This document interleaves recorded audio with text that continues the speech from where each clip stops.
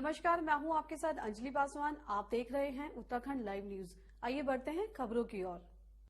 लालकुआं पहुंचे उधम सिंह नगर के सांसद अजय भट्ट ने कहा कि बिंदुखत्ता राजस्व के गांव में संबंध में केंद्र में प्रदेश सरकार गंभीर है और आईएसबीटी का कार्य बहुत ही जल्द पूरा होगा। उन्होंने दावा किया है कि 2022 में भाजपा पूर्ण बहुमत के साथ राज्य में सरकार बनाएगी।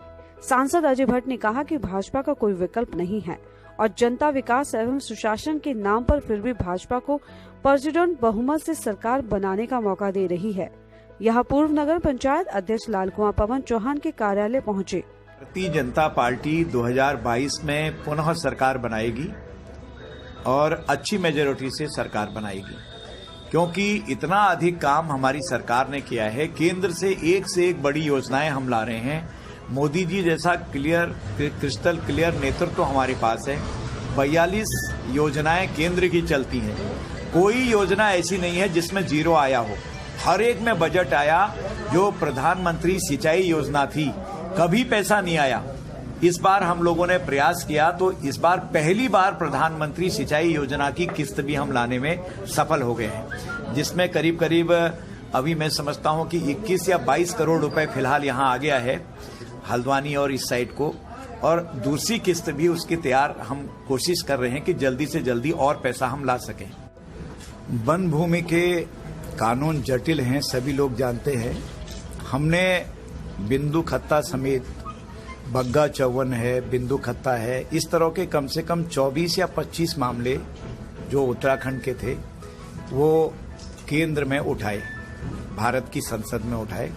उसके बाद उस पर कार्यवाही गतिमान है और प्रदेश सरकार से इस मामले में पूरी रिपोर्ट मांगी गई है।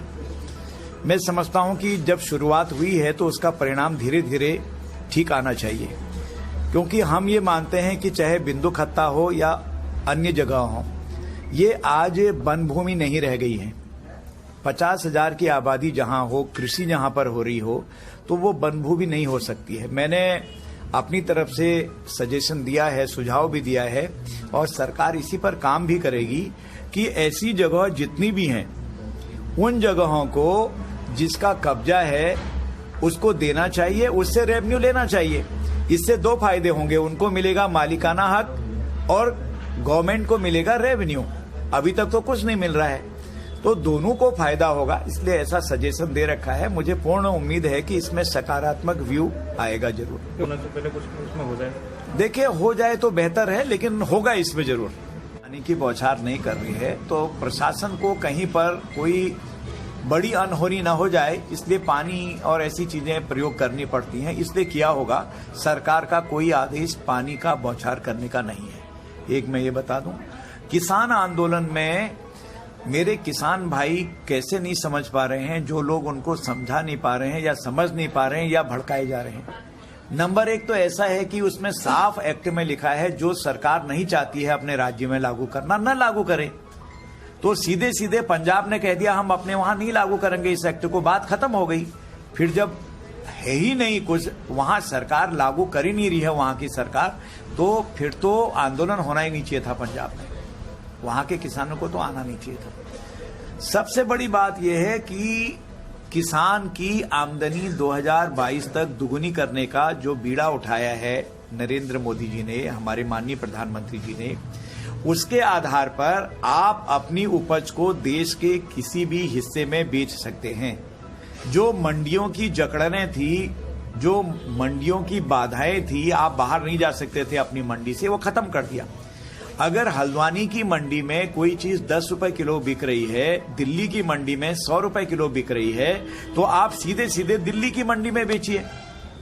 और अभी एक हमारे जो किसान थे, अभी नरेंद्र मोदी जी माननीय प्रधानमंत्री जी की, जिन्होंने मन की बात सुनी होगी, तीनों का बकायदा नाम लेके उन्होंने बताया, जिनका पैसे का भुगतान नहीं हो रहा था लंबे समय से, उन्होंने इस एक्ट के अंतर्गत एप्लीकेशन दी तो 3 दिन में उनका भुगतान हो गया, जो एक्ट में लिखा है। और एक ने तो बाकायदा व्हाट्सएप ग्रुप बना दिया और सीईओ बना दिए हैं, अपना सीईओ बन गए खुद किसानों के। वो हर एक को रेट बता रहे हैं, आज फलानी मंडी में ये रेट, आज फलानी मंडी में ये रेट। उससे किसानों को बहुत बड़ा लाभ हो रहा है। जहां ज्यादा रेट हो रहा है वहां वो जा रहे हैं। दिक्कत क्या है कि थोड़ा बिचौलिए वगैरह जो मंडी में होते थे उनको कष्ट हो गया है, थोड़ा कष्ट की स्थिति है, पर किसान को कहीं से कहीं तक लॉस नहीं है।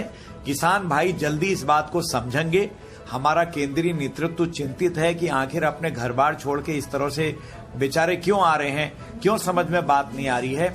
माननीय राजनाथ सिंह जी हमारे जो उप नेता हैं और हमारे पूर्व अध्यक्ष जी माननीय अमित जी और हमारे माननीय कृषि मंत्री जी श्रीमान नरेंद्र सिंह तोमर जी, ये सब लोग लगातार वार्ता में हैं। वार्ता आएंगे, हल निकलेगा, जो गलतफहमियां हैं वो दूर होंगी और किसान समझेगा एक दिन कि नरेंद्र मोदी किसी के लिए नहीं बल्कि देश के लिए कर। अभी के लिए बस इतना ही काफी। बने रहिए उत्तराखंड लाइव न्यूज के साथ।